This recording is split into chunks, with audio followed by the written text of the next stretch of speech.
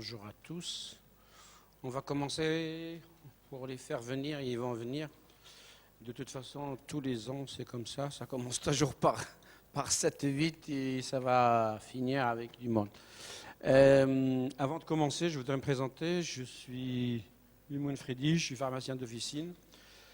J'ai commencé à faire de l'éducation du patient en diabète en 2010 et après, je suis passé par plusieurs formations en entretien motivationnel, en éducation du patient, à la Pitié. Et actuellement, je travaille sur un concept qui s'appelle un petit peu la littératie, c'est-à-dire comment rendre son patient capable de comprendre son traitement et de lire et écrire ses notices ou ses fiches de médicaments sans qu'il ait besoin d'un professionnel de santé. Je suis accompagné, je la remercie, du docteur Boufares Fatima, qui est endocrinologue et diabétologue, parce qu'endocrino, c'est la thyroïde, les reins, toutes les hormones, l'épiphyse. Et diabétologue, bon, bien sûr, tout ce qui est nutrition et diabète, je vais la laisser se présenter pour... Donc, bonjour, je vous remercie pour votre présence et je remercie les organisateurs de l'Officine Expo pour leur invitation. Donc, on va parler d'un fléau universel qui est le diabète type 2 ou la maladie diabétique. Le diabète type 2 représente à peu près 95% des diabètes sucrés, alors que les 5% sont présentés essentiellement par le diabète type 1 long et un petit pourcentage pour les diabètes secondaires aux pancréatopathies, aux endocrinopathies ou le diabète cortisonique ou autres. Donc on s'intéressera essentiellement à la maladie universelle qui est le diabète type 2. Alors c'est une maladie évolutive, universelle, dont la prévalence ne cesse d'augmenter dans le monde entier, aussi bien au niveau des pays développés qu'au niveau des pays en voie de développement. Pourquoi c'est une maladie grave? Parce que souvent elle est insidieuse. Le syndrome cardinal qui définit les signes cliniques de la maladie diabétique étant l'asthénie, l'amaigrissement, la polyurie, la polydipsie, et par la suite la perte du poids. Au fait, ce syndrome cardinal, des fois, passe inaperçu parce que tout simplement, c'est des signes cliniques qui ne se voient qu'à partir d'une hyperglycémie de 1,80 qui définit le seuil rénal. Pour les glycémies qui sont inférieures, entre 1,26 et 1,80, c'est une pathologie qui passe inaperçue et d'une manière insidieuse et sur plusieurs années. Et des fois, on est amené à découvrir le diabète au stade des complications dégénératives, c'est-à-dire plusieurs années après le début de la maladie diabétique. Donc la collaboration de tous les prestataires de soins de la maladie diabétique est très importante et se réunissent autour de cette éducation thérapeutique de la maladie diabétique, tout simplement pour prévenir les complications dégénératives de la maladie diabétique. Et on le sait, pour les maladies dégénératives, ça atteint aussi bien le pronostic fonctionnel par la cécité, le stade de dialyse pour les patients qui passent en insuffisance rénale, et aussi le pronostic vital via la complication chronique, la cardiomyopathie ischémique silencieuse, qui peut être mortel, c'est un décès par arrêt cardiovasculaire, et le pronostic vital aussi peut être dû à une urgence diabétique qui est soit l'hyperosmolarité, soit l'acidocétose, soit l'hypoglycémie qui est liée au traitement.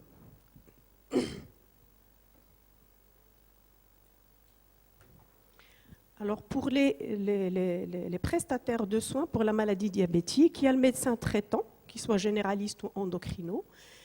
Il y a les médecins qui s'occupent des complications dégénératives du diabète, le néphrologue, le cardiologue, le dermatologue, le rhumatologue des fois, ou le traumatologue pour les pieds diabétiques avancés, et le pharmacien dont tout ça a un rôle très très important vu son accès direct au diabétique, donc son rendez-vous, contrairement à son médecin traitant ou endocrino qui a ses rendez-vous bien précis, soit d'une manière mensuelle ou trimestrielle. Avec le pharmacien, on a cet avantage d'accès direct et son habilité à y aller vers le long de l'évolution de la maladie diabétique, donc du stade de dépistage jusqu'au stade du traitement et des complications et le suivi du patient diabétique. Alors cette collaboration qui fera aboutir à cette éducation thérapeutique, au fait, elle se résume dans les différents conseils que aussi bien le médecin traitant que le pharmacien peuvent offrir aux patients diabétiques. Et ça peut aller du stade de dépistage, l'accompagnement, le suivi, l'explication des ordonnances fournies par son médecin traitant et surtout la technique d'utilisation du matériel d'autosurveillance diabétique, le lecteur glycémique, l'utilisation des stylos à insuline, le changement des aiguilles, la rotation pour les sites d'injection d'insuline pour éviter les lipodystrophies, etc. Donc, au fur et à mesure, dans la prise en charge du patient diabétique, à tout moment, soit au moment du diagnostic, soit lors du suivi, cette éducation thérapeutique est très importante. Et on fera comme si on a affaire à un patient qu'on découvre pour la première fois, qui vient pour la première fois consulter pour une hyperglycémie. Donc c'est un patient qui consulte pour une hyperglycémie. Que faire chez ce patient en matière d'éducation thérapeutique? Et donc je propose le schéma suivant de ces différents conseils. Alors, quand on a affaire à un patient qui se présente en hyperglycémie, lui expliquer c'est quoi la maladie diabétique. Donc, expliquer le mécanisme de cette pathologie ainsi que le suivi de son hyperglycémie. Alors, cela revient à voir un petit peu l'histoire naturelle de la maladie diabétique. À ce niveau-là, on est au stade de diagnostic du diabète. Et les mécanismes physiopathologiques de la maladie diabétique étant ce phénomène d'insulinorésistance, ce patient, il a son insuline, mais elle serait à ce moment-là un peu inefficace, le rôle de l'insuline étant fournir le carburant essentiel de l'organisme qui est le glucose, et donc son rôle étant de faire pénétrer le glucose au niveau cellulaire pour fournir de l'énergie. À ce stade de l'insulinorésistance, on voit qu'il y a déjà plusieurs années, là c'est une vingtaine d'années avant que le diabète soit diagnostiqué ou avéré, ce phénomène y est et il y est essentiellement lié aux facteurs génétiques et facteurs environnementaux. À ce niveau-là, l'insulinosécrétion étant élevé, mais en fait c'est un hyperinsulinisme relatif, tout simplement parce que l'insuline n'est pas efficace, et donc c'est un hyperinsulinisme relatif, et c'est une période qui dure plusieurs années. À ce niveau-là, la glycémie étant normale, et on parle de tolérance normale au glucose, juste avant que la maladie diabétique ne se déclare, ça peut être 5 à 10 ans, il y a une phase appelée prédiabète ou bien intolérance aux hydrates de carbone. Et on voit que même à ce niveau-là, l'insulinosécrétion commence déjà à chuter. Et donc, même l'atteinte des cellules bêta-langerhanciennes pancréatiques commence déjà à s'altérer, même au niveau de la phase prédiabète. Une fois que le diabète est avéré, c'est ce qui définit la glycémie veineuse au-delà de 1,26. Après ce stade-là, c'est une insulinopénie qui s'installe au fur et à mesure des années. Donc, si la glycémie, pendant tout ce stade-là, du diabète avéré, diagnostiqué ou bien retenu, si la glycémie reste inférieure à 1,80, c'est une période insidieuse. Et donc, le patient ne va pas se plaindre de son syndrome cardinal du diabète, défini par l'amaigrissement,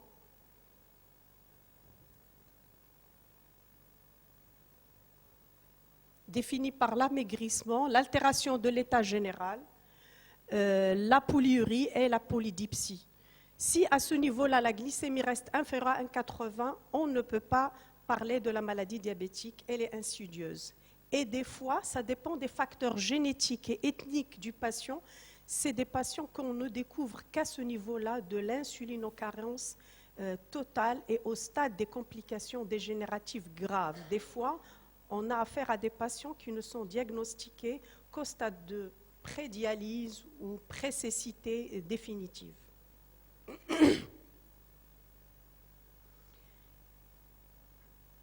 Une fois que les explications autour des mécanismes physiopathologiques de la maladie diabétique sont expliquées, très important de parler pourquoi on doit absolument équilibrer les glycémies chez notre patient. C'est justement pour éviter le passage aux complications, qu'elles soient aiguës par une hyperosmolarité sévère ou une acidocétose sévère, ou bien carrément passer aux complications dégénératives.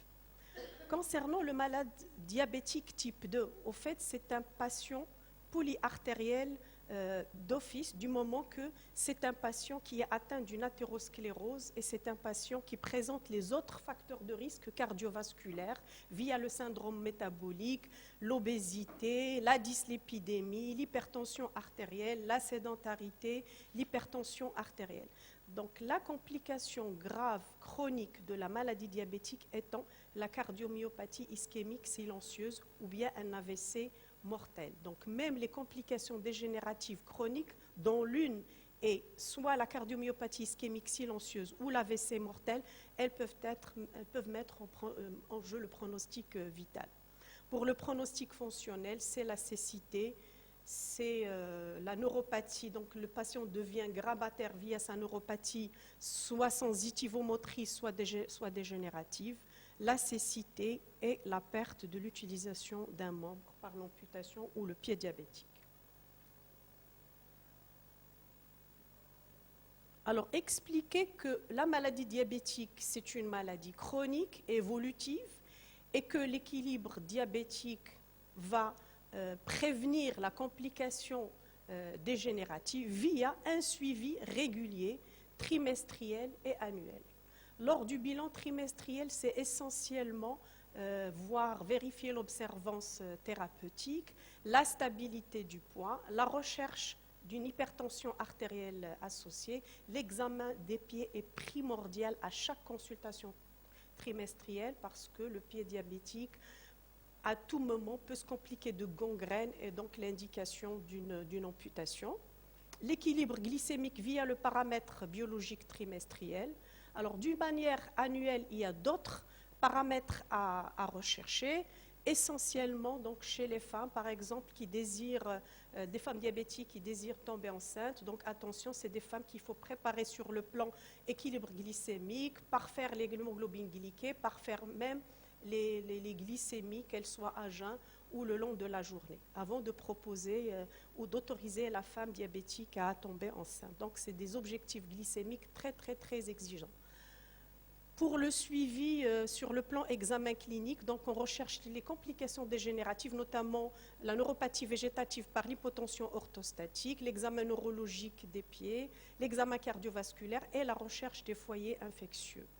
Pour les examens paracliniques, le médecin traitant va demander donc un ECG de repos, même voire une épreuve d'effort quand il y a d'autres facteurs de risque cardiovasculaire associés, l'obésité, l'hypertension artérielle, la dyslipidémie.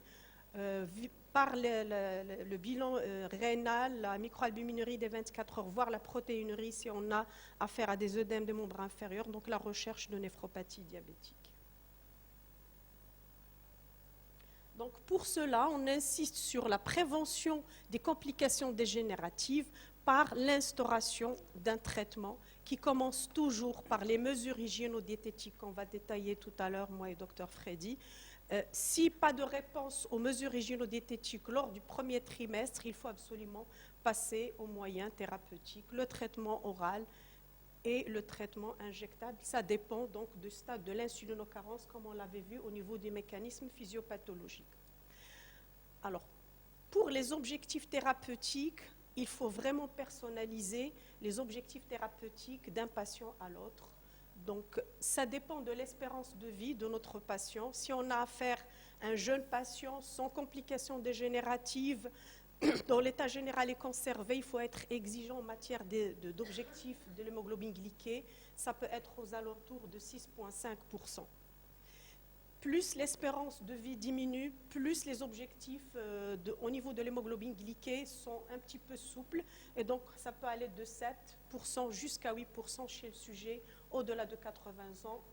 Un sujet au-delà de 80 ans, s'il nous ramène une hémoglobine glyquée à 8,5%, c'est largement suffisant. Donc, attention aux hypoglycémies chez les patients qui sont sous insulinosécréteurs puissants ou sous insulinothérapie, parce que l'hypoglycémie est mortelle, il faut le savoir, il faut l'expliquer aux patients. Donc, quand on prescrit un sulfamide d'hypoglycémiant ou l'insuline, l'indication que le patient est sans lecteur glycémique et le fait qu'il soit bien éduqué dans ce sens est très important. Donc, l'hyperglycémie étant tolérée au-delà de 2 grammes, 2 grammes 30, 2 grammes 50, mais l'hypoglycémie, elle est mortelle, il faut le savoir, il faut l'expliquer aux patients. Donc, une fois que le mécanisme physiopathologique de la maladie diabétique étant expliqué aux patients, parler des complications dégénératives, comment les prévenir, il faut passer à l'explication des moyens thérapeutiques et ça rejoint le mécanisme physiopathologique de la maladie diabétique. Donc, notre rôle en tant que médecin traitant et le pharmacien qui suit le patient en même temps, c'est là où on se rejoint, c'est quand on a affaire à une ordonnance, il faut savoir un petit peu adapter le traitement et oublier les traitements inutiles. C'est-à-dire que des fois, certains collègues donnent une prescription où il y a l'antihypertenseur, l'antidiabétique, et des fois, on a d'autres classes thérapeutiques franchement inutiles pour notre patient.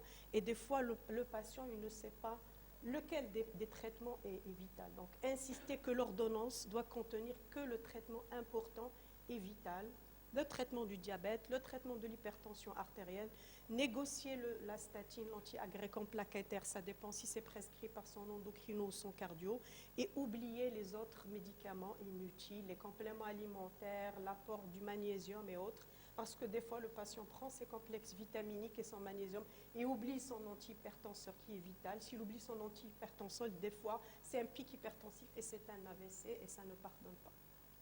Même chose pour son antidiabétique. Donc, s'il oublie son antidiabétique oral ou son insulinothérapie durant juste 2 ou 3 jours, c'est une hyperglycémie qui est maintenue. Et quand l'hyperglycémie est maintenue, c'est le passage au stade de cétose. Et des fois, c'est l'urgence, c'est l'acidocétose sévère. Donc, pour les mécanismes physiopathologiques de la maladie diabétique, donc, il faut traiter l'insulinorésistance et il faut traiter l'insulinopénie. Donc, au Maroc, on dispose d'une classe thérapeutique qui agit au niveau de l'insulinosensibilité, c'est la metformine. Donc, elle diminue la production hépatique du foie et elle favorise l'utilisation musculaire du glucose. Donc, c'est le traitement de l'insulinosensibilité. Les autres classes thérapeutiques, pratiquement, agissent au niveau de l'insulinosécrétion, donc via les sulfamides hypoglycémiants, les glinides, les incrétines, et bien sûr l'insulinothérapie. On a les nouvelles classes thérapeutiques qui n'agissent pas, qui agissent au niveau bien sûr de la stabilité de la glycémie, mais pas au niveau de l'insulinosécrétion ni de l'insulinosensibilité, mais agissent par l'élimination rénale du glucose.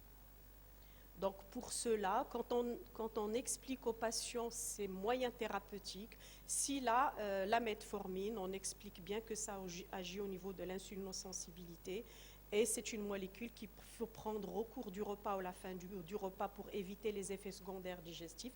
Quant aux insulinosécréteurs, c'est des molécules qu'il faut prendre un quart d'heure ou 10 minutes avant le repas. Pour les insulines, surtout quand il s'agit des insulines, les analogues, c'est des insulines qu'il faut s'injecter au moment du repas. Et on verra que nos patients marocains continuent encore à utiliser les insulines humaines dont l'efficacité ne se fait que, ça dépend si on a affaire à une insuline à action rapide ou une insuline à action intermédiaire, ça demande quand même quelques minutes pour que l'insuline démarre son action. Donc voilà les différents antidiabétiques oraux et les antidiabétiques injectables. Donc pour les antidiabétiques oraux, les traitements de l'insulinorésistance, c'est la metformine, on n'en dispose que de la metformine. Pour les traitements insulinosécréteurs, les sulfonyluries, les glinides.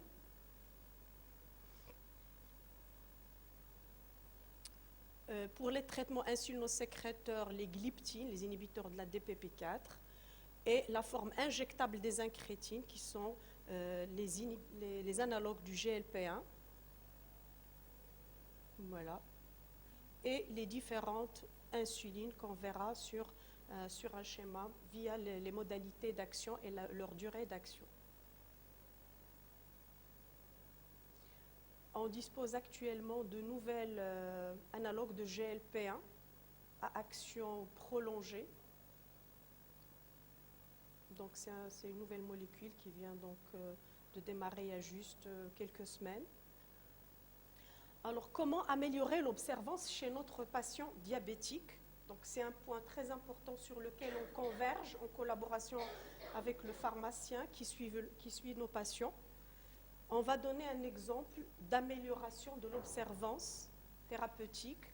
On va parler des traitements par voie orale. Donc, si notre patient utilise de la metformine avec un insulinosécréteur, donc soit par exemple un sulfamide à action modifiée, le glyclaside ou le glimépiride qu'on donne une fois par jour, il vaut mieux si c'est un patient.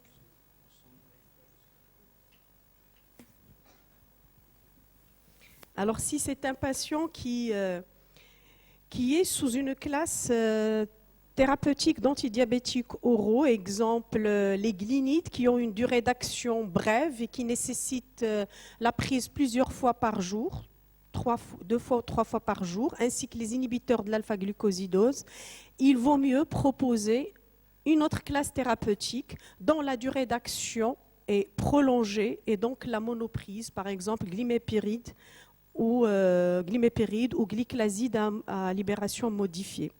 Proposé également pour soulager les prises quotidiennes des comprimés par les associations fixes. Et on va donner des exemples d'associations fixes disponibles. Donc on dispose de la metformine associée au glibenclamide, metformine au glimépiride, metformine au gliptine.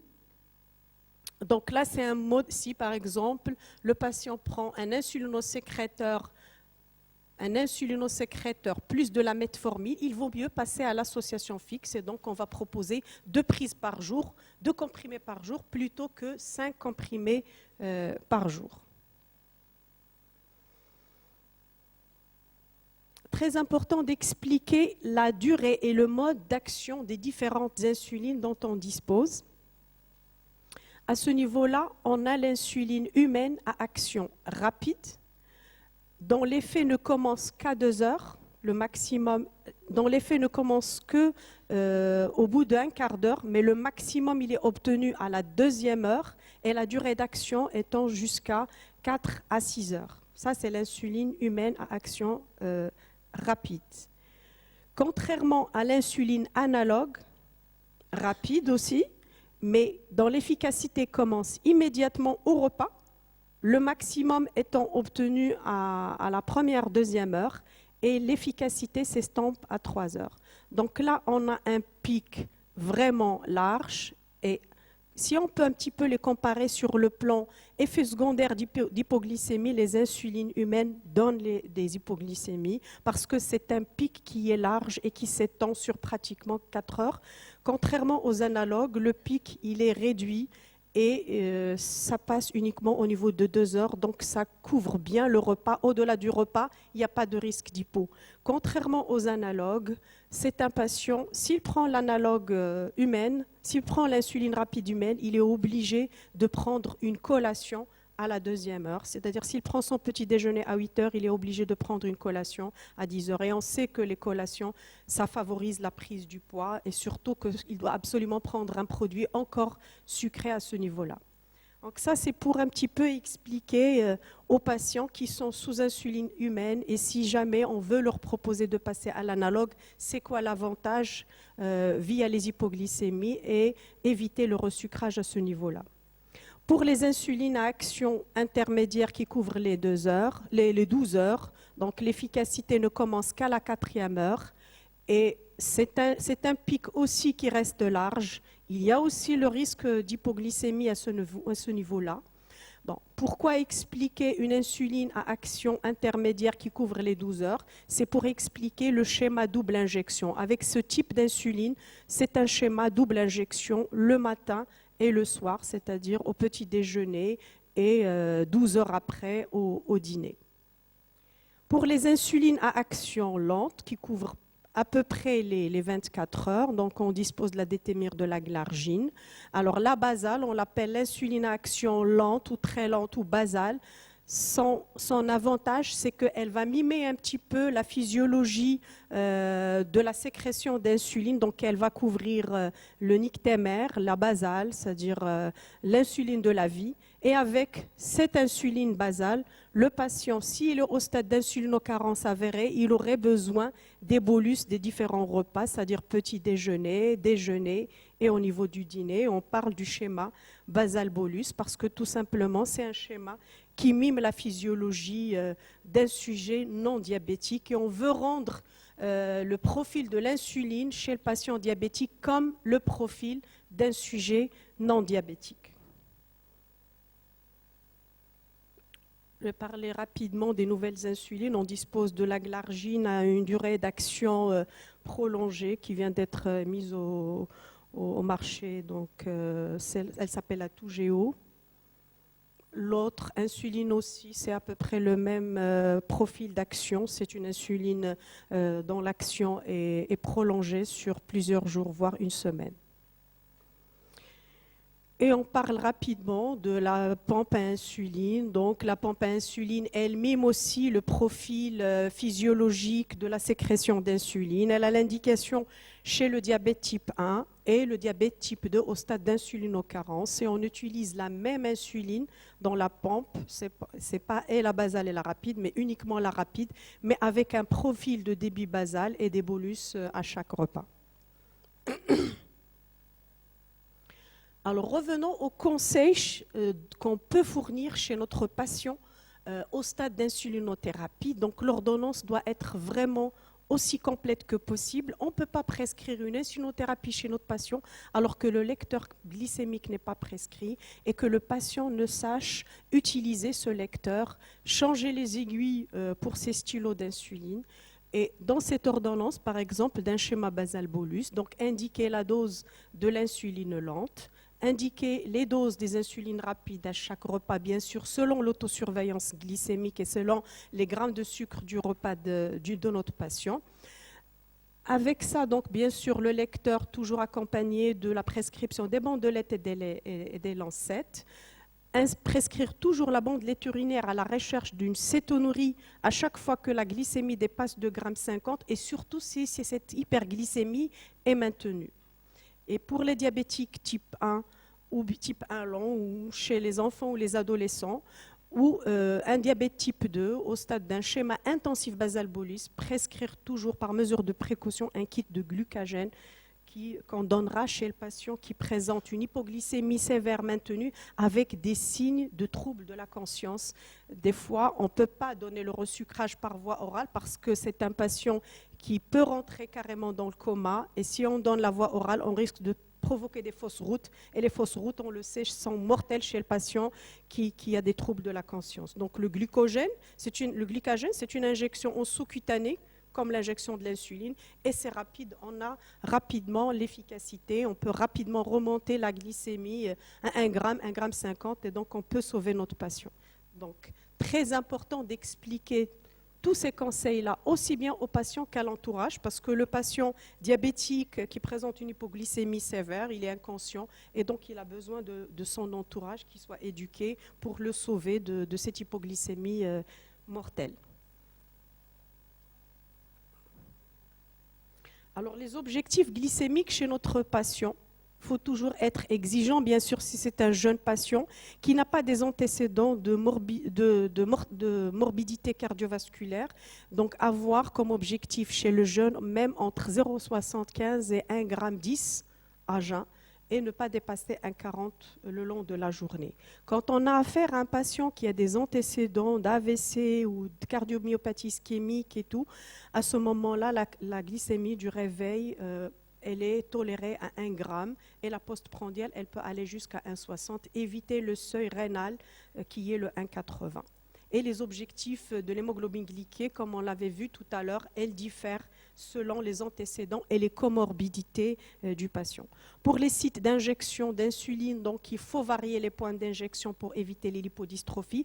Des fois, si le patient s'injecte à ce niveau-là, c'est une espèce d'induration de la peau qui est due à l'insuline. S'il s'injecte, l'insuline ne passe pas. Et pour lui, c'est des injections qui sont faites correctement. Ben non. À cause des lipodystrophies, facilement le patient tombe dans la cétose et des fois c'est un coma mortel. Donc, quand un patient est sous insulinothérapie, s'il fait son autosurveillance glycémique, il faut qu'il réagisse à cette autosurveillance glycémique, il faut qu'il sache l'interpréter, quels sont selon les objectifs. Comment les interpréter, c'est-à-dire si la glycémie est élevée, savoir avoir une idée sur l'alimentation du repas, c'est-à-dire le nombre de grammes de sucre de son repas. Est-ce que c'est le repas, vu sa richesse en sucre, qui a été responsable de cette hyperglycémie, ou bien plutôt c'est la sédentarité, c'est un patient qui a tendance de ne pas bouger, et donc c'est pour expliquer un petit peu cette hyperglycémie. Alors, pour la dose d'insuline, toujours interprétée selon la dose d'insuline précédente. Si on a une hyperglycémie avant le déjeuner, c'est une perturbation glycémique qui a été provoquée par le repas précédent, qui est le petit déjeuner, et ainsi de suite. L'hyperglycémie avant le dîner, si elle est perturbée, c'est le repas précédent qui était responsable, c'est-à-dire le déjeuner. Donc c'est soit la dose d'insuline qui n'est pas efficace, soit c'est le repas lui-même qui était riche en sucre. Patients sous insulinothérapie, le premier conseil, ce sont l'explication des différents signes d'hypoglycémie. Des fois, on n'a pas les signes classiques de l'hypoglycémie, qui est la pâleur, la sueur, la nervosité, la tachycardie, la palpitation. Des fois, c'est uniquement un trouble psychique. Donc, un patient sous insulinothérapie ou sous sulfamide d'hypoglycémie en puissant, au moindre signe anormal, surtout d'allure psychique, le premier geste à faire, c'est prendre la glycémie et deux fois, ne pas attendre les résultats de la glycémie pour pouvoir passer au resucrage. Donc, c'est une grande urgence. Je le dis, je le répète, l'hypoglycémie est mortelle chez le patient sous insulinosécréteurs puissants, notamment les sulfamides, surtout dont la durée d'action est brève, notamment le glibenclamide, ou bien l'insulinothérapie.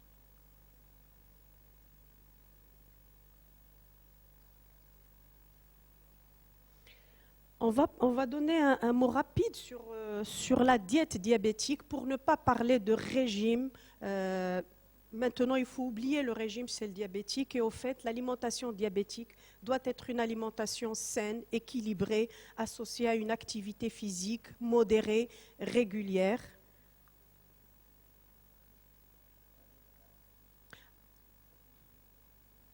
Donc, minimum, proposer une trentaine de minutes de marche par jour, ça c'est un minimum. Après, si l'état général du patient le permet sur le plan rhumatologique ou cardiaque ou autre, s'il peut passer même à une autre activité physique beaucoup plus importante, pourquoi pas. Mais sinon, un minimum, c'est 30 minutes de marche par jour, associé à une alimentation équilibrée, variée. Et bien sûr, faire attention à l'apport en sel, en sucre et en gras, le sel tout simplement, parce que le diabétique type 2, c'est un patient artériel, polyartériel jusqu'à preuve du contraire. Donc c'est souvent un patient qui a une hypertension artérielle associée. Alors les objectifs nutritionnels chez le patient sous antidiabétiques oraux, bien sûr la stabilité pondérale, surtout que c'est un patient qui est souvent en surpoids, ayant un syndrome métabolique. Répartir correctement l'apport en glucides, la richesse en fibres et limiter l'apport en graisse et une activité physique régulière. Même principe chez le patient sous insulinothérapie, seulement en plus, il faut prévenir et corriger les hypoglycémies, adapter l'apport glucidique et cet apport doit être synchrone avec l'insulinothérapie. Alors les recommandations pour les fruits c'est un produit qui a des sucres naturels, vu sa richesse en fibres, donc il faut les conseiller les fruits. Pour les patients en surpoids ou syndrome métabolique, surtout éviter la prise de fruits le soir, mais ils doivent être répartis sur les 2 repas, principalement petit déjeuner et déjeuner, et parler de portions plutôt que parler de grammage. Une portion, ça correspond à un grand fruit, par exemple une pomme, une orange, une poire, une banane. C'est à peu près le même grammage en sucre, c'est par exemple 25 jusqu'à 30 grammes par fruit.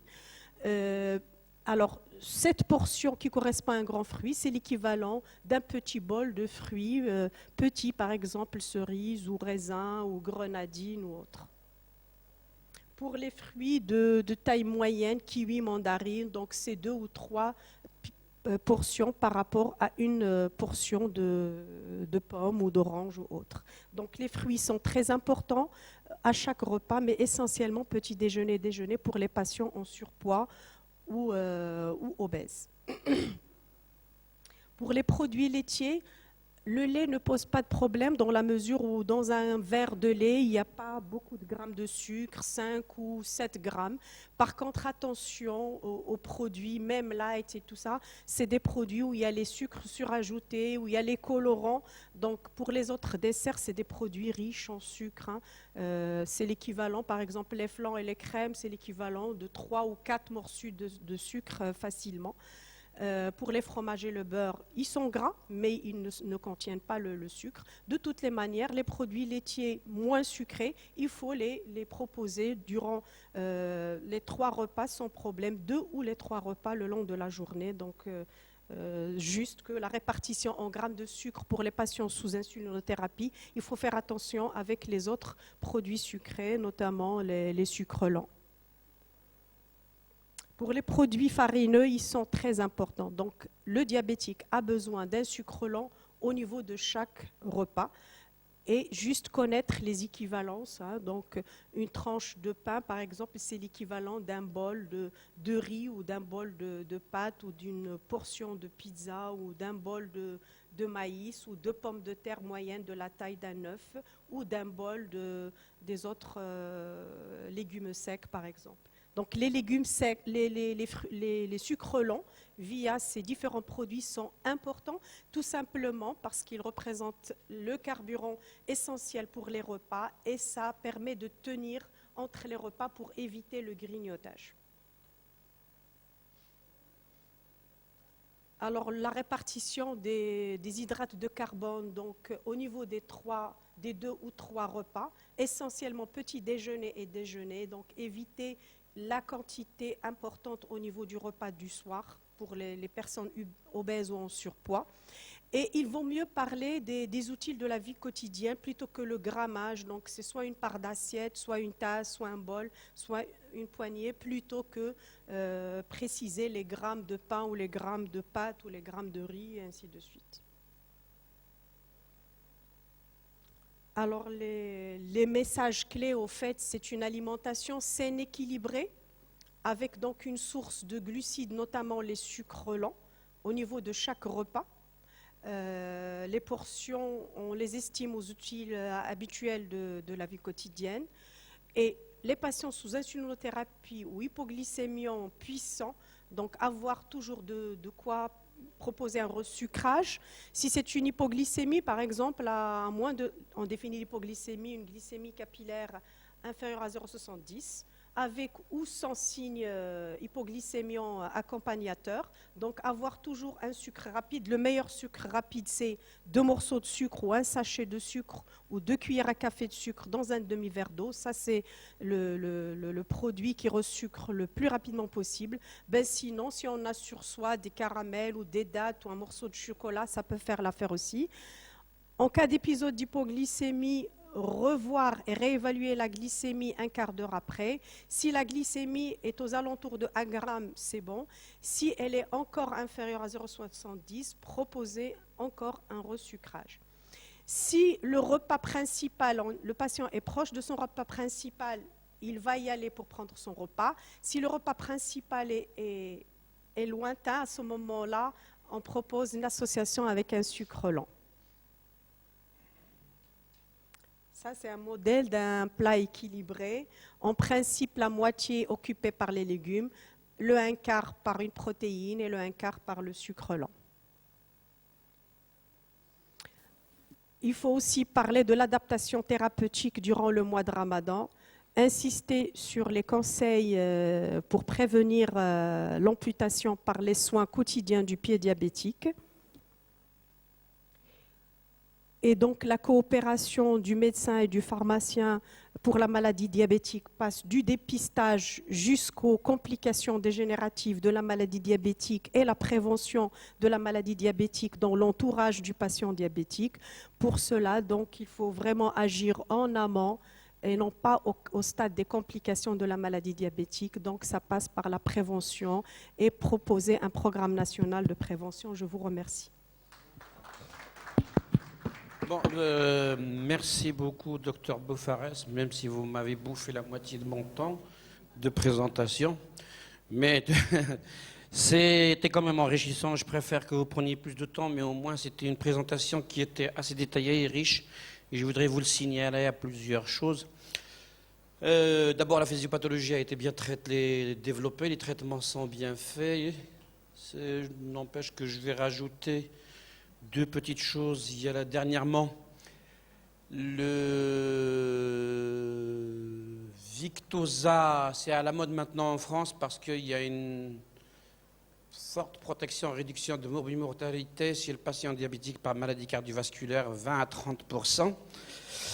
Il y a, je pense qu'il a cité le Xeltofi, qui est une association d'un analogue du GLP-1, d'une insuline, qui donne des résultats importants parce qu'il y a des réductions de poids de jusqu'à 6 kg, ce qui améliore les hémoglobines glyquées. Il y a aussi des pistes de recherche qui sont maintenant, il y a beaucoup de recherches sur le microbiote pour voir ce qui se passe au niveau du système ilial, au niveau intestinal, parce que c'est là où il y a les synthèses d'analogues GLP-1. Et on sait que par définition, il y a d'autres hormones qui sont synthétisées au niveau du système nerveux intestinal, mais qu'on ne maîtrise pas. Mais certainement, on aura des surprises, donc il y a des recherches au niveau de ça. Au niveau des Victoza... Alors, moi, j'ai une question, docteur. Moi, je suis pharmacien, je ne maîtrise pas la physiopathe. Quelle est la différence entre un coma hyperesmolaire et une acidocétose et la prise en charge? Merci. Alors, une hyperosmolarité, c'est une situation qu'on voit essentiellement chez le sujet âgé. Lors de la période d'été, par exemple, donc quand il y a une température élevée, ou bien chez des patients qui sont sous diurétiques. Donc, c'est des patients qui sont sujets à une situation de déshydratation.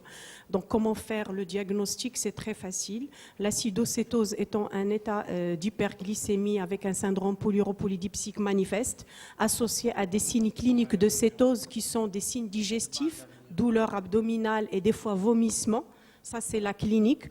Pour objectiver cette cétose, c'est une hyperglycémie au-delà de 2,50 et associée à une bandelette urinaire positive, c'est-à-dire c'est des croix d'acétone associées à des croix de sucre. C'est ça qui fait poser le diagnostic d'une acétocétose au lit du malade ou à la pharmacie ou à domicile ou au cabinet. Donc hyperglycémie avec des signes aussi bien importants du diabète que les signes digestifs, et la bandelette urinaire positive, parce qu'une cétonurie sans glucosurie, ce n'est pas une cétose, c'est plutôt une cétose du jeûne. Donc la cétose n'a de la valeur que si on a des croix d'acétone associées à des croix de sucre. Dans le cas d'hyperosmolarité, c'est à peu près le même cas clinique sur le plan hyperglycémie. Donc on a un syndrome polyuropolydipsique manifeste, une hyperglycémie pas aux alentours de 2 grammes, 53 grammes, mais c'est une hyperglycémie au-delà de 6 grammes. Et bizarrement, il n'y a pas d'acétone.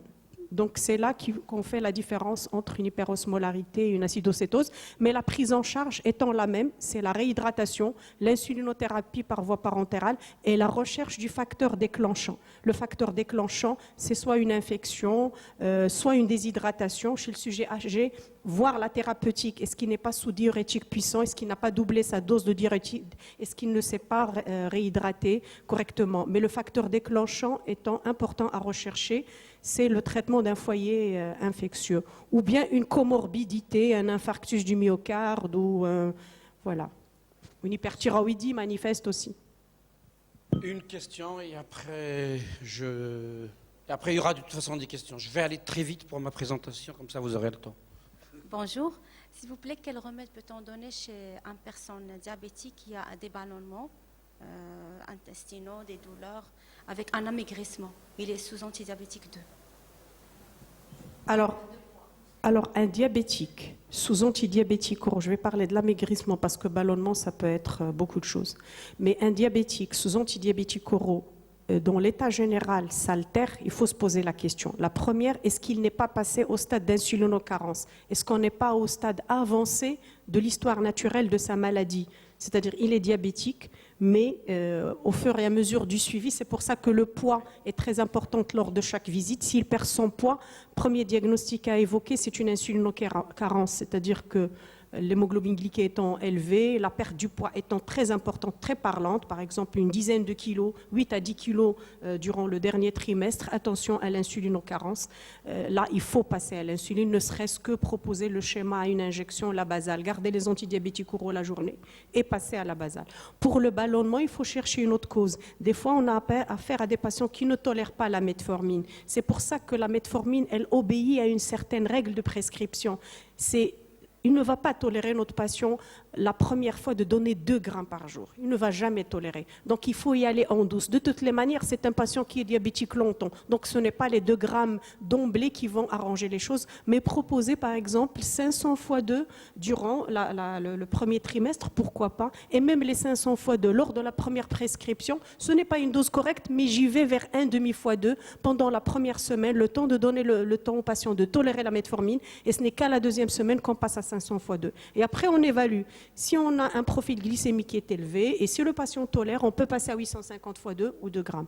Entre 2 grammes et 3 grammes par jour, il n'y a pas vraiment un grand gain. Donc, aller jusqu'à 2 grammes dose maximale pour proposer une association, une bithérapie, si on n'est pas aux objectifs glycémiques via l'hémoglobine glyquée.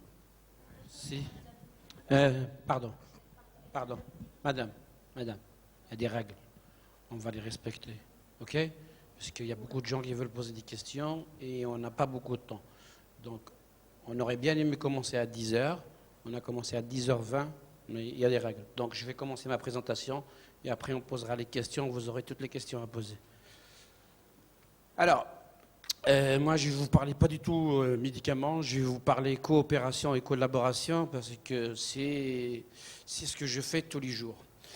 Alors, je voudrais commencer par définir ce que c'est que coopérer. Mais coopérer, c'est ce qu'on appelle créer un lien, c'est-à-dire œuvrer pour quelque chose et travailler avec des gens qui ont différentes compétences ou qui ont différentes réalisations afin de réaliser un projet commun qui est ici la collaboration, la coopération entre plusieurs professionnels de santé pour répondre aux besoins de nos patients et surtout aujourd'hui aux besoins du patient diabétique. L'ensemble de ces professionnels dans la pathologie diabétique peuvent être le médecin généraliste, le diabétologue, l'infirmière, la diététicienne, le podologue et des fois les éducateurs physiques, voire parfois dans certains diabètes où il y a une composante psychogène, une psychologue et combien même quand il y a des problèmes sociaux, peut-être une assistante sociale. Alors ma question que je me pose depuis longtemps, c'est on n'arrive pas avec les médecins à avoir une discussion ou une communication. Il y a toujours les médecins qui disent oui, les pharmaciens, ils disent n'importe quoi à nos patients. Et on en a marre qu'ils donnent des conseils qui vont à l'encontre de ce que nous, on souhaite d'eux. Et dans mon exercice, je me suis dit, qu'est-ce qui ferait que les médecins vont vouloir travailler avec moi? Donc au début, j'ai commencé à faire des formations avec des médecins. C'est-à-dire, j'allais faire des soirées avec eux, discuter avec eux, changer avec eux, et au fur et à mesure, je posais des questions. Qu'est-ce que je peux faire pour toi? Comment je peux t'aider? Et d'après cette expérience-là, c'est ce que je vais raconter, comment j'ai réussi maintenant à coopérer pratiquement. J'ai rarement, j'appelle les médecins que je connais pour adapter soit des posologies, soit quand il y a une grosse contre-indication, j'envoie un message. Maintenant, en France, on a une messagerie sécurisée qui permet d'envoyer un message au médecin et de lui dire « j'ai vu votre patient, j'ai fait ça et ça et ça, et voilà, je vous tiens au courant ». Mais dans quelle mesure, moi, pharmacien, je vais aider le médecin? Sachant qu'en France, on n'en a pas beaucoup, ils n'ont pas beaucoup de temps, les consultations sont courtes, donc je pense que le pharmacien peut apporter beaucoup de choses au médecin, ne serait-ce que dans la mesure où il va, quand il va chez le médecin, chez le pharmacien, il peut faire la prise d'attention, la tour de taille, le poids, une glycémie à jeun, et partir avec ces données-là chez le médecin, que lui, il ne va pas passer son temps, lui donner son traitement. Et donc c'est comme ça qu'on peut déterminer une collaboration. Alors, qu'est-ce que peut faire un pharmacien? Un pharmacien, c'est d'optimiser l'observance. J'entends optimiser l'observance, c'est la question, c'est pourquoi il ne fait pas? Pourquoi mon patient ne prend pas son diurétique le matin, ou il n'en veut pas? Pourquoi mon patient mâle ne prend pas son bêta-bloquant? Pourquoi mon patient qui a pris une sulfamide, qui a fait une hypoglycémie, il n'en veut plus? Il dit je ne le prends pas, il me fait mal. C'est ça les observances, c'est poser les questions pour soulever pourquoi il ne fait pas. D'accord? Pourquoi il ne fait pas? Prévenir les hypoglycémies, comprendre ses glycémies, ça c'est ce qu'on a dit tout à l'heure.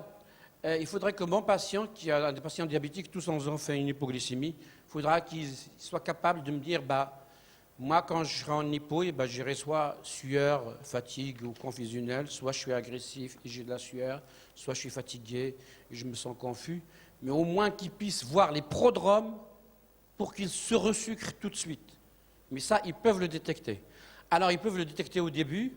Malheureusement, quand le diabète âgé 20 ans ou 15 ans, c'est très difficile parce que, dites-vous que vous avez un curseur dans le corps qui, au début du diabète, il va détecter plus facilement les peaux, mais au fur et à mesure qu'il y a les complications neuropathiques, et toutes les complications, ce curseur, il est moins sensible. C'est pour ça que vous allez avoir des gens qui vont vous dire « moi, je suis en hypo à 0,4 ». Alors qu'une hypo, normalement, c'est 0,7. Et à 0,5, vous le voyez, il est bien. Et vous avez des gens à 0,9, ils vous disent « il faut que je mange, je suis en hypo ». Donc, c'est parce qu'il y a des variations. Où est l'hypo? Mais normalement, on s'accorde sur le 0,7. Savoir faire des injections, on en a parlé. Adaptation d'insuline et dose, ça, on le fait toujours avec des infirmières, en coopération avec une infirmière. Voilà, le patient, la coopération médecin-pharmacien, et surtout le pharmacien, il se trouve au parcours de soins du patient, parce que notre patient diabétique, il n'a pas besoin que du diabétologue ou du médecin généraliste. Il y a des complications. Et donc on se trouve au carrefour, c'est que quand je suis en train de discuter avec un de mes patients au comptoir, et je lui dis la dernière fois que vous avez vu votre ophtalmo, qui me dit il y a 5 ans, il y a un problème. Ça veut dire qu'il y a une rétinopathie qui est en train de creuser depuis 5 ans, et s'il ne l'a pas vu depuis 10 ans, on va se réveiller avec les injections, et il y a un jour, on va se retrouver avec 5% de cécité. D'où il faut poser les questions. Il y a 3 questions à poser chez le patient diabétique. La clairance de créate, est-ce qu'elle a été faite? La protéinurie, fonction rénale, l'ophtalmo, le cardio. Ça, c'est les plus importantes parce que vous avez, comme l'a dit le Dr Boufarès, vous avez beaucoup de décès par cardiomyopathie, mais on ne se rend pas compte, la plupart de mes diabétiques, malheureusement, au bout de 5-6 ans, il est insuffisant cardiaque. C'est dommage qu'on soit insuffisant cardiaque, alors que si on avait une prise en charge bien avant, parce qu'on a de plus en plus de médicaments, on a des ARTAN, on a des associations, on peut faire une protection cardiovasculaire qui est très tôt. La problématique, c'est que le patient, le suivi cardiaque n'est pas tout de suite, c'est-à-dire il y aura toujours un suivi diabéto, mais le rendez-vous avec le cardiologue, la prise en charge, c'est 6 mois, et en 6 mois, on a le temps de compliquer. Quand vous vous promenez avec 3 grammes de sucre, donc en 6 mois, c'est bon. Vous avez le temps de caraméliser votre muscle cardiaque, et comme le muscle cardiaque se caramélise, il ne se contracte plus, et on a une insuffisance cardiaque. Donc si on ne travaille pas en coopération, je dirais même, Je dirais même, on a maintenant des messageries sécurisées en France, c'est à la limite avoir des messageries sécurisées instantanées. Puisque dès que le soignant, dès que le cardiologue voit un diabétologue, que ça aille directement à son diabétologue, sauf en une messagerie, il va lui dire, voilà, ton patient, attention, il y a un problème au niveau de... Et cette coopération cardiologue-diabétologue, les plus gros prescripteurs maintenant en France de Victoza, ce n'est pas les diabétologues, hein, c'est les cardiologues. Ils commencent à demander maintenant, les cardiologues commencent à dire à des diabétologues, vous nous donnez des protocoles précis parce qu'on les met dans nos services, et c'est parce que les cardiologues commencent à prescrire les analogues du GLP-1 qui sont des cardioprotecteurs. Et il ne faut jamais oublier l'environnement et la famille. L'environnement et la famille, je vous en parlerai tout à l'heure. Alors, le pharmacien, qu'est-ce qu'il peut faire? Nous, on organise une journée mondiale du diabète. Et dans mon sein de l'officine, on organise une semaine. C'est facile, hein? Vous mettez une table comme ça, vous mettez deux tensiomètres à brassard et 4 ou 5 feuilles. Et les gens, ils prennent leur tension. Vous leur apprenez juste repos 5 minutes, 3 mesures. Et après, ils reviennent, ils font 3 mesures. Et vous faites des campagnes de dépistage pratiquement à pas cher. OK? Après, on les fait payer 10 € derrière. Alors, dont j'ai besoin que mon patient sache faire, c'est ça.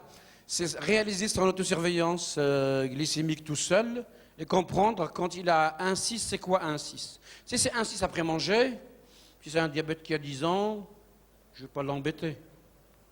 Si c'est 1,6 alors qu'il n'a pas mangé, ben il faut qu'il comprenne pourquoi 1,6, quand, pourquoi et qu'est-ce que je vais faire. J'ai 1,8, il est 11 heures, qu'est-ce que je dois faire? Voilà. S'il y a de l'insuline, est-ce que j'ai bien fait mon insuline? Est-ce que je vais me mettre mes godas si je vais aller marcher 20 minutes ou 30 minutes? Est-ce que c'est à lui de trouver la solution et pas attendre qu'un soignant le dise?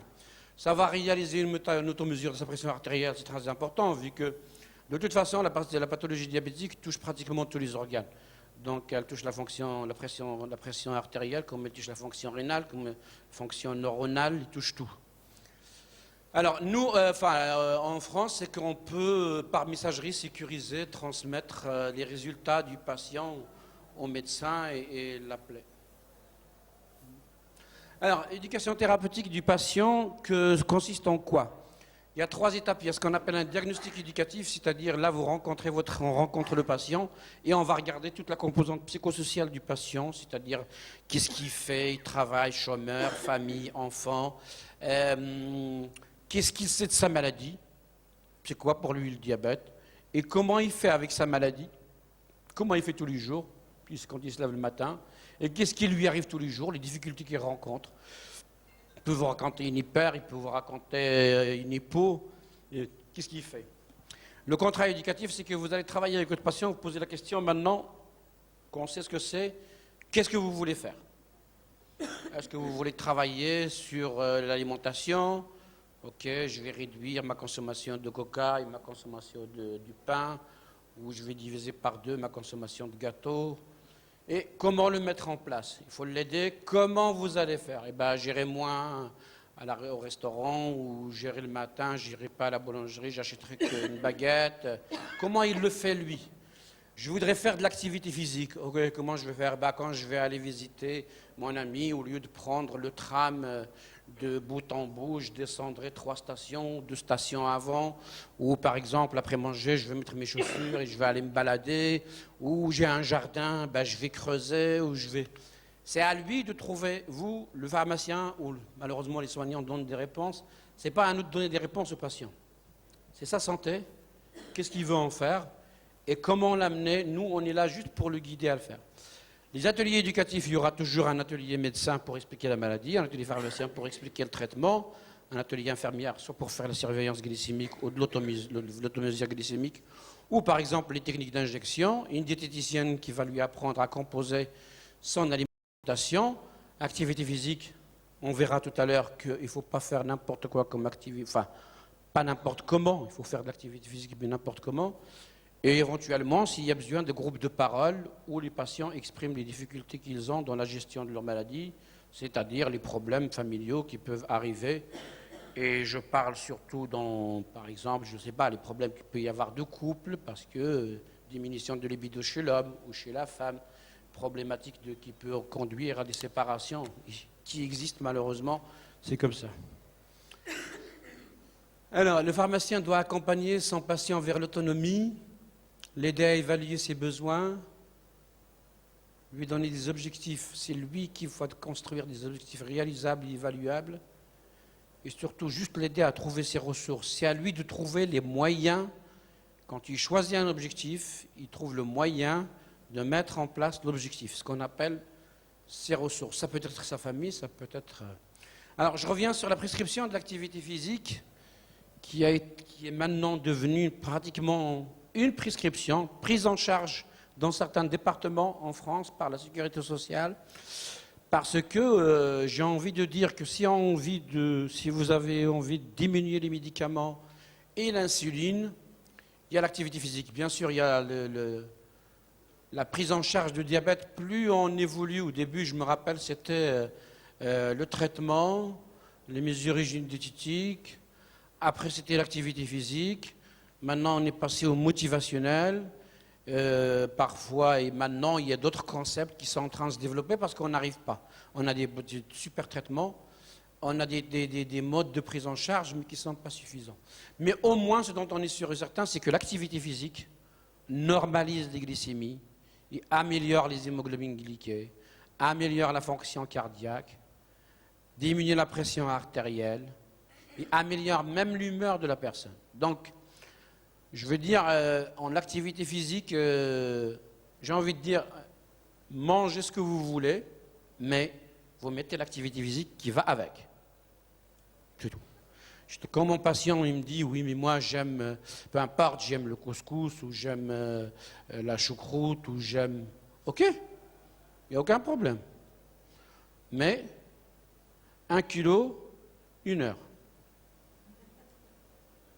Un demi, une demi-heure. Mais il est responsable. On ne peut pas avoir le beurre et l'argent du beurre. Je ne peux pas manger et avoir le diabète qui est bas et tout ça. Il faut juste lui expliquer. Ok, il n'y a pas de plaisir. Il n'y a pas de problème, faites vos plaisirs. Mais derrière, il y a 1 heure. Vous mesurez votre glycémie pour les faire sensibiliser. C'est une fois que vous avez mangé, mesurez la glycémie. D'accord? Il va la voir haute. Marchez 40 minutes, 45 minutes, elle va baisser, et il va se rendre compte que l'activité physique sert à quelque chose. Donc les dernières recommandations de Center of Disease Control and Prevention, American College of Sports Medicine 2007. Au moins 5 fois par semaine, donc au moins 1 fois par jour, l'activité physique, au moins 30 minutes. D'accord? Faites différentes activités physiques. Cassez du bois, déplacez vos tables, déménagez votre cuisine, faites du jardinage, nettoyez la cour, lavez votre voiture, faites ce que vous voulez du moment où vous bougez, parce qu'il faut que ce soit une activité physique agréable et désirable. L'activité physique, c'est pas courir comme un âne au bord de la... C'est pas ça l'activité physique.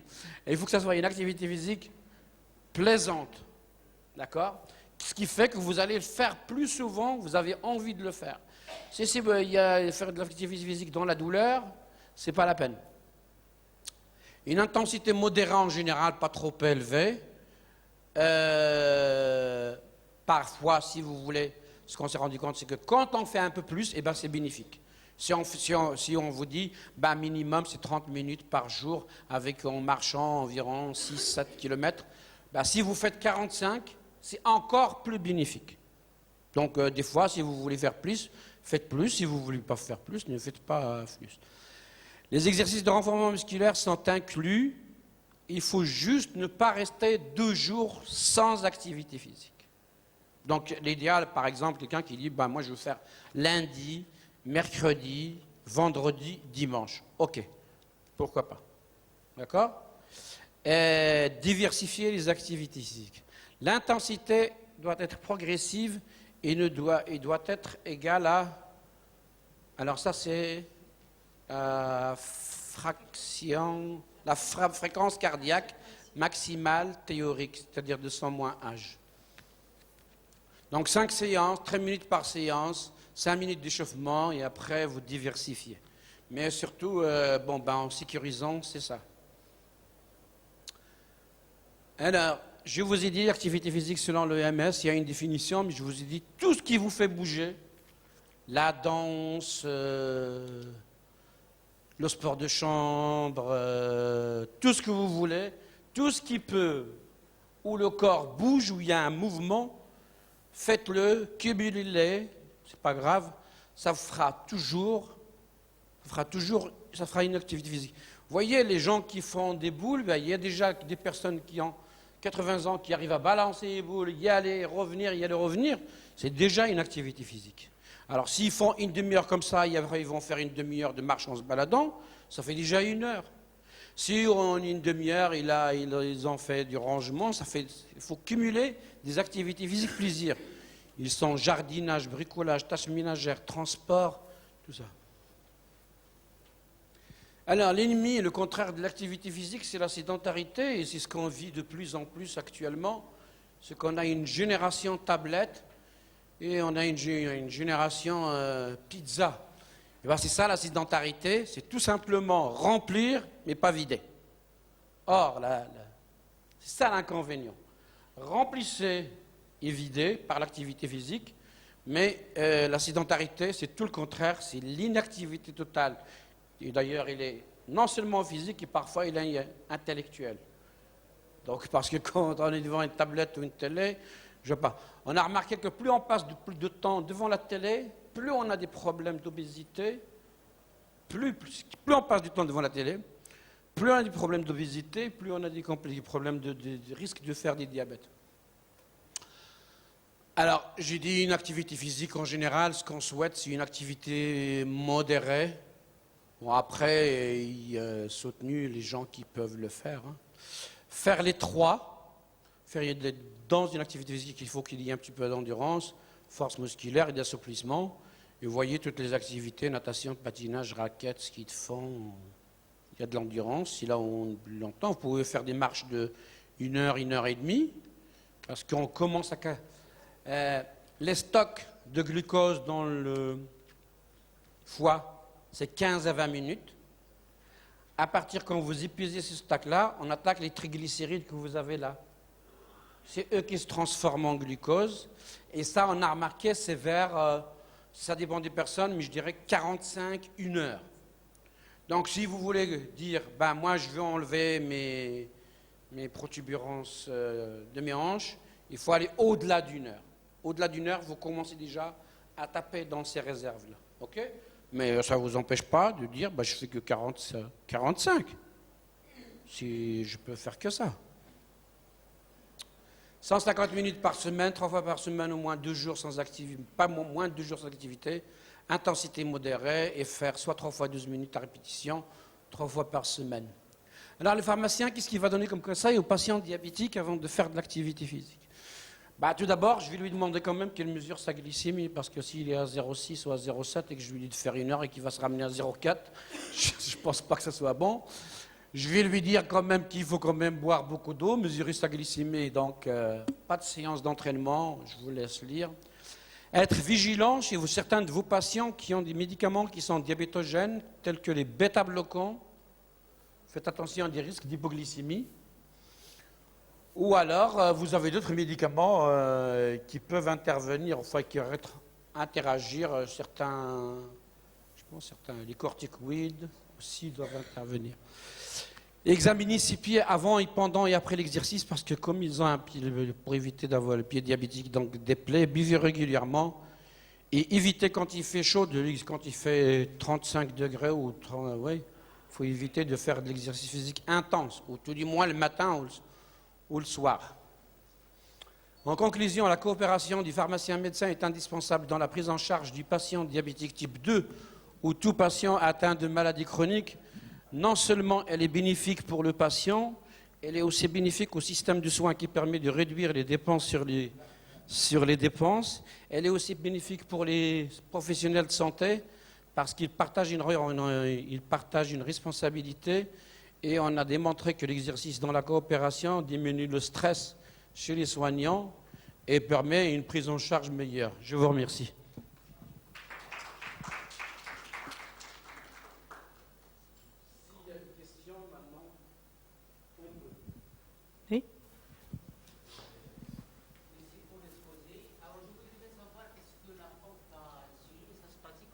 Oui, depuis plusieurs années. Ben, ça dépend de quel type de pompe. On dispose d'une ancienne, ça s'appelle VO, et on dispose d'une nouvelle qui s'appelle la 640. On a un seul fournisseur, c'est Medtronic, c'est un fournisseur américain. Et ben, la pompe, elle peut coûter... la pompe en elle-même ne pose pas de problème, mais c'est le consommable qui est un peu cher, voilà. Parce qu'il y a un cathéter, il y a un réservoir et il faut les changer tous les 3 jours, le cathéter. Donc tous les 3 jours, il faut enlever l'ancien et installer un nouveau réservoir. C'est une espèce de tubulure avec une aiguille sous la peau. Et la tubulure, elle est reliée à un réservoir d'insuline au niveau de la pompe. Et au niveau de l'écran de la pompe, on peut ajuster les doses, ajuster la basale et tout ça. Donc la nouvelle pompe, elle coûte pratiquement 60 000 dirhams. Et le consommable, ça peut être de 3 000 jusqu'à 5 000 dirhams par mois. Et ce n'est pas pris en charge par les mutuelles et les organismes. Voilà. Ben, ça remplace le schéma basal-bolus. On a l'avantage que le schéma basal-bolus, ça peut aller au schéma 4 jusqu'à 5 injections par jour, alors que la pompe, c'est le cathéter tous les 3 jours. Donc 5 injections par jour que multiplie 3, donc c'est 15 injections tous les 3 jours avec le schéma à base de stylo. Contrairement à la pompe, de 15 injections, on passe à une injection. Et dans la pompe, il y a un programme qui est appelé l'assistant bolus, où ça aide les enfants ou les diabétiques sous pompe de proposer le